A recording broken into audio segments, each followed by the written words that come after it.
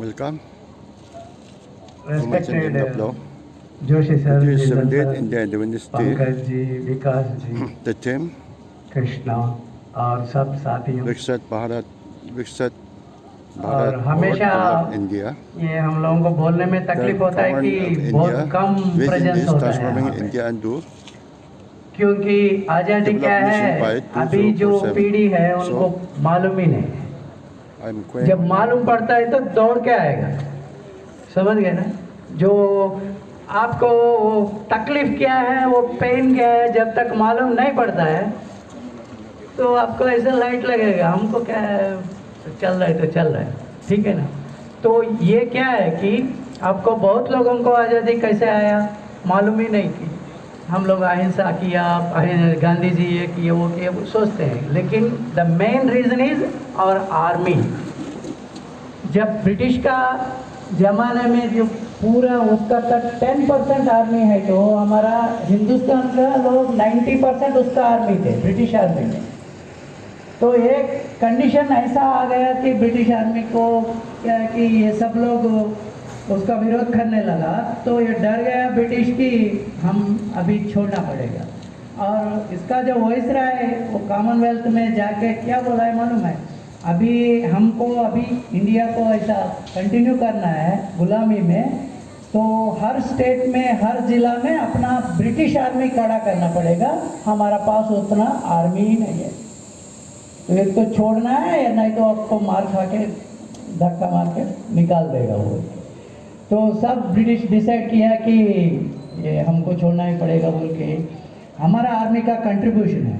अभी जो रिसेंटली जो बांग्लादेश में हुआ था, तो बहुत लोग बोल रहे कि ये इंडिया में भी हो सकता है बोलते। हमारा एक दोस्त था जवान, उसने एक मैसेज भेज दिया, वो आर्मी में मेजर जनरल था। तो उसने क्या दिया है मैसेज में मालूम है, जब तक इंडियन आर्मी जिंदा है और बॉर्डर में खड़ा रहे, कोई इतना हिम्मत नहीं करेगा कि मेरे भारत में आके ये सब करे।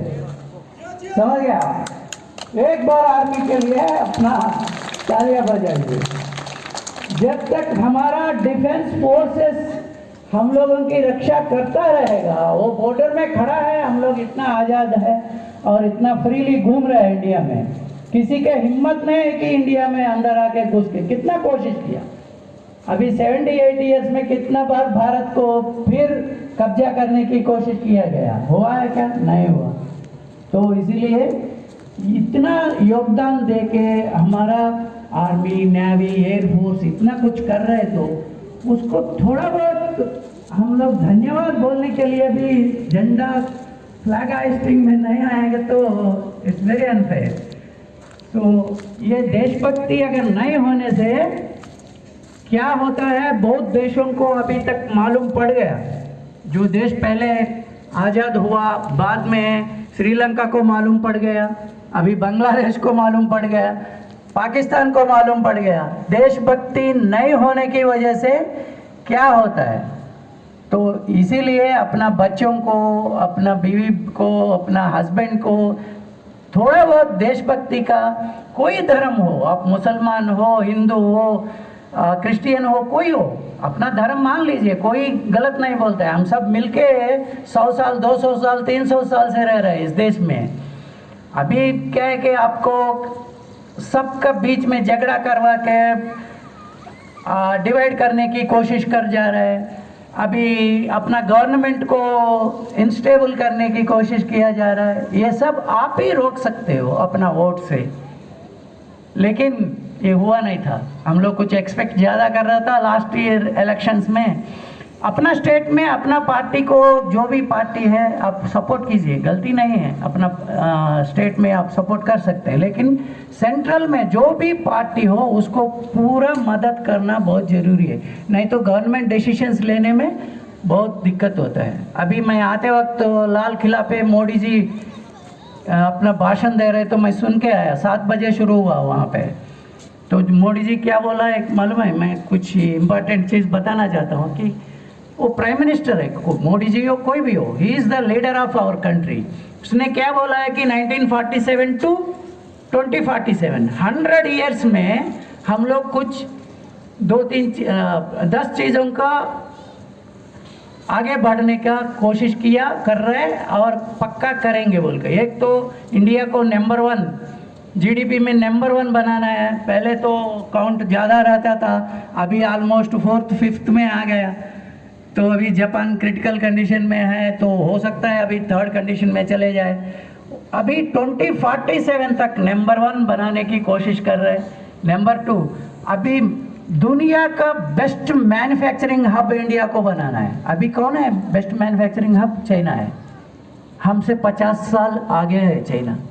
चाइना को विरोध करते हैं, लेकिन उन लोगों में देशभक्ति है, कुछ करने का इरादा है और एंजॉय करते हैं लाइफ को। जापान एक छोटा सा देश है और 3rd जीडीपी में 3rd है जापान। अब भी एक छोटा सा देते हैं। अभी कल भूकंप आया था प्लांट में, आप लोग सब डर गया होगा। ऐसा भूकंप जापान में 1100 टाइम्स पर ईयर आता है। और एक एटॉमिक बम, 2 एटॉमिक बम को जापान झेल लिया। तो ऐसा देश दुनिया में ऑलमोस्ट 200 प्लस कंट्रीज में 3rd पोजीशन में है और 140 करोड़ जनता है हम लोगों के पास। हम क्यों नहीं हो सकते? हो सकता है। देशभक्ति होना चाहिए। अपना देशभक्ति के साथ साथ अपना कर्म निभाना है। चाहे आप हाउसवाइफ हो या वर्कर हो या कोई डिपार्टमेंट हेड हो, कोई यूनिट हेड हो, कोई जीएम हो, कुछ भी हो, तो अपना धर्म सही निभाने से क्या होता है? देश का प्रगति होगा हर आदमी। और दूसरा का रेस्पेक्ट करना है, मिल के चलना है, दूसरा धर्म को रेस्पेक्ट करना है और ये किसी को बोलने की मौका नहीं देना है दूसरा देश को। हमको आदर्श मान के दूसरा देश हमको बहुत देशों में अभी फॉलो कर रहा है, इंडिया को, अपना योग को फॉलो कर रहा है। कुछ अच्छा हुआ तो सब लोग फॉलो करेंगे ना। सो इसीलिए अभी बहुत प्रोग्राम है, अभी धूप है, बच्चे हैं, छोटे छोटे बच्चे हैं, प्रोग्राम्स देख लीजिए, मज़ा लीजिए और थोड़ा सा देशभक्ति बढ़ा दीजिए और अपना बच्चों को बोलिए नहीं तो रेफ्यूजी कैंप में रहने के लिए रेडी हो जाएंगे। ठीक है ना?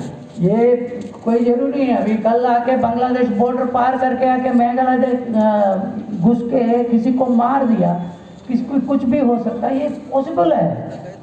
अगर हमारा आर्मी हाथ उठा दिया तो इट्स पॉसिबल, कुछ भी हो सकता है। लेकिन आर्मी इतना कंट्रीब्यूट करके आपकी रक्षा कर रहा है, आपको थोड़ा देशभक्ति जगाना पड़ेगा हर आदमी में। ठीक है? तो इसके साथ मुझे जो अपॉर्चुनिटी है सबके लिए धन्यवाद। अपना HR और एडमिन डिपार्टमेंट इतना अच्छा अरेंज कर देता है हर चीज़ में, अपना उसका कंट्रीब्यूशन हमेशा अच्छा रहता है। आप लोग इन्वॉल्व हुआ तो वो लोगों को भी अच्छा लगता है। हम इतना अच्छा अरेंज करने के बाद कोई आता है नहीं तो इंटरेस्ट नहीं रहता। कल जो फैमिली डे हुआ, जो फाउंडर्स डे हुआ, उसमें कितना एंजॉय किया आप लोगों ने। ऐसा होना चाहिए हर इवेंट में सक्सेसफुल।